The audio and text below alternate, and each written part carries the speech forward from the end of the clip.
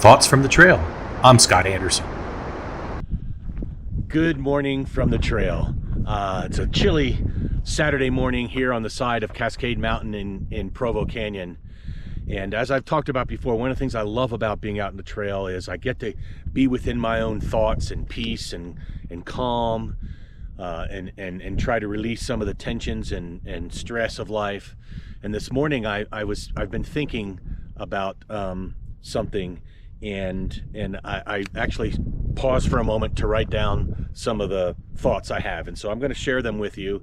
And in order to make it a little more coherent, I'm going to do a little bit of reading. So here's something that I believe to be a universal truth in life, and that is we have all been hurt at some point.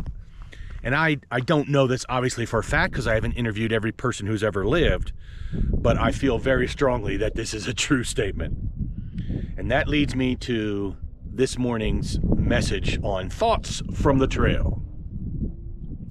If indeed we have all been hurt, then it is extraordinarily likely that we all also need to have forgiveness in our hearts. And I'll go ahead and get this out of the way.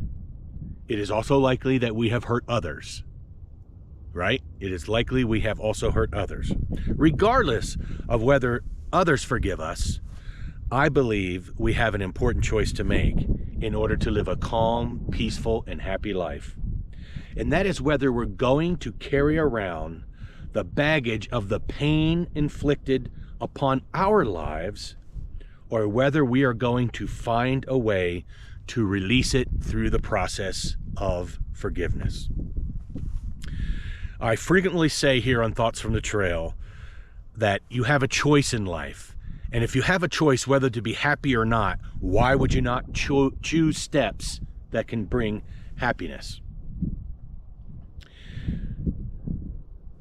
And forgiveness is one of those steps.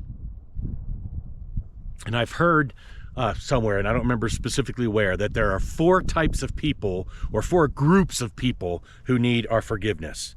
And the first would be our parents, our moms and our dads. Does not matter whether they're still alive or not. The bottom line is they have given us life. And whether they made mistakes or not, they gave us life. And holding on to what they couldn't give you or didn't give you will only leave you stuck in a trap. Have gratitude in your heart for what they could and what they did give you and what they were able to do for you. And everything else, just let it roll off your back and let it go. And then there's the next group, the people who you once loved, and maybe they loved you, but they did not love you in a way that you felt you needed to be loved. Or maybe they couldn't be consistent in their love in that relationship over the long term. Or maybe you felt like you were cheated, and maybe you were cheated. I recommend that you use your heart and wish them peace and calm and healing and happiness. But the truth is that door of your life is closed.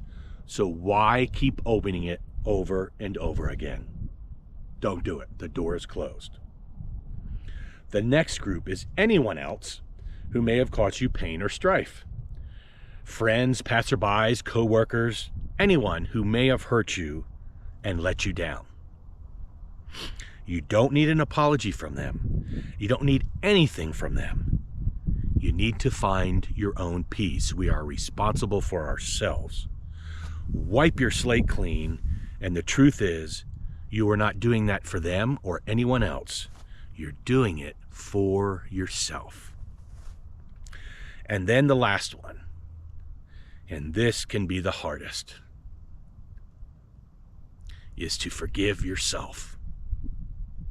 This one is particularly hard for me because while I have been talking here about others who have hurt us, the cold, hard reality is I have also hurt others. This is significant and we can feel like there is no forgiveness. You may have also hurt others. It is extraordinarily likely.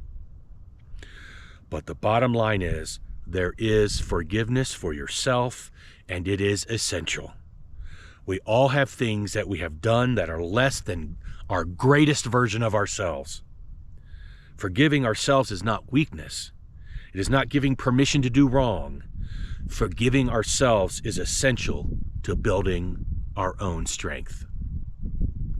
The bottom line is, we cannot move forward while we are trying to carry a trainload of baggage cars behind us. And we carry that trainload of baggage cars everywhere we go. Forgiveness is a release. Let the train cars behind you go and continue walking down the tracks of your life, looking forward, looking up, and with every step, making a decision to be the best version of yourself that you can be. I am trying to be the best version of myself that I can. And I want to invite you to think about that as well, and to think about forgiveness in your life, and think about these 4 groups of people that I've discussed here. And I want to invite you to think about, can you find forgiveness for all 4? Especially for yourself. And by the way, this is not a one-time process. Sadly, this is an iterative process that needs to be done over and over again, maybe even multiple times during a day. It has to be done for all 4 groups, including yourself. Well, pretty heavy topic today, but this is what I'm thinking about out here on the trail, and I'm sharing it with you, and I invite you to think about it too for yourself. I hope in some way it's been helpful, and I look forward to seeing you next time on the trail.